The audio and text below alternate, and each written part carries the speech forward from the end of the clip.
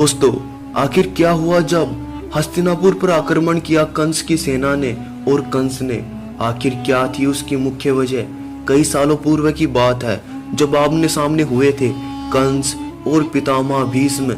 तो चलिए जानते हैं आज इस वीडियो में। तो इससे पहले आप चैनल को सब्सक्राइब कर बेल आइकन को ऑन कर जय श्री कृष्णा जरूर लिख दे। दोस्तों, पितामह भीष्म जो एक महान योद्धा थे, उनकी शक्तियों को कौन नहीं जानता। महाभारत के युद्ध में स्वयं श्री कृष्ण को उन्हें पराजित करने के लिए युद्ध क्षेत्र में उतरना पड़ा था। आखिर ऐसे योद्धा से जब कंस युद्ध करने आया तो उसका क्या परिणाम हुआ? और कंस भी कोई साधारण योद्धा नहीं था। कंस के सामने बड़े से बड़े राक्षस और दानव घुटने टेकते थे। लेकिन आखिर क्या कारण था कि ये दोनों योद्धा आमने सामने युद्ध के लिए आए? इस घटना का प्रारंभ उस समय से होता है जब हस्तिनापुर के राजा विचित्रवीर्य के लिए पितामह भीष्म एक कन्या ढूंढने के लिए निकले। वह कई राज्यों में गए, लेकिन उन्हें विचित्रवीर्य के लिए एक उत्तम कन्या नहीं मिली।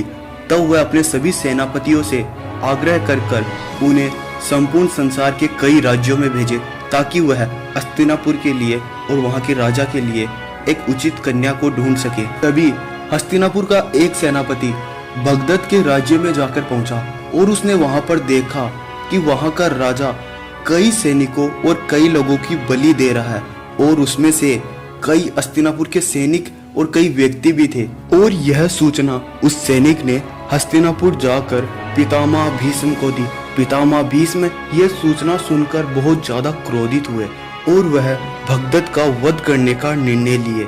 किंतु उन्हें यह ज्ञात हुआ, यदि मैं भगदत्त का वध करने उसके साम्राज्य में गया तो मेरे पीछे से हस्तिनापुर की रक्षा कौन करेगा?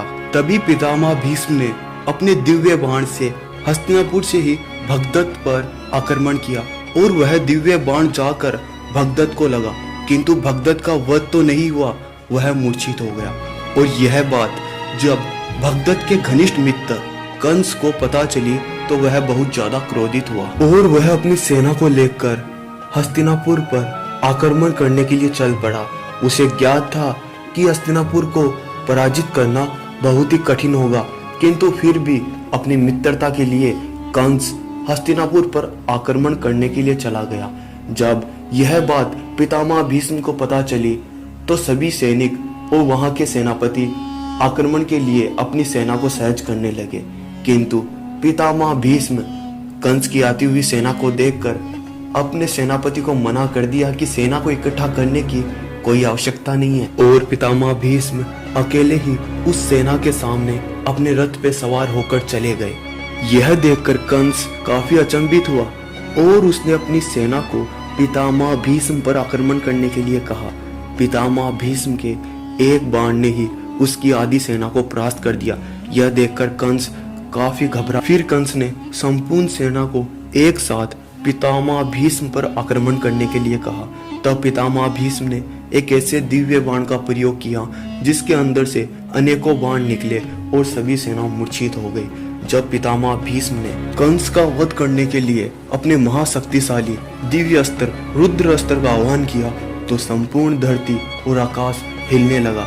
कहा जाता है जब पितामह भीष्म ने उस अस्त्र का प्रयोग कंस पर करने वाले थे, एक महाभयंकर आकाशवाणी हुई और कहा पितामह भीष्म से, आप इस अस्त्र का प्रयोग कंस पर ना करें। इस कंस का वध किसी और के हाथों लिखा हुआ है। पितामह भीष्म ने यह बात सुनकर उस अस्त्र को पुनः लौटा लिया और कंस को और उसकी सेना को वहां से जाने दिया। तो दोस्तों, वीडियो पसंद आई हो तो इस चैनल को सब्सक्राइब करें और आने वाली वीडियो के लिए बेल आइकन को ऑन करें।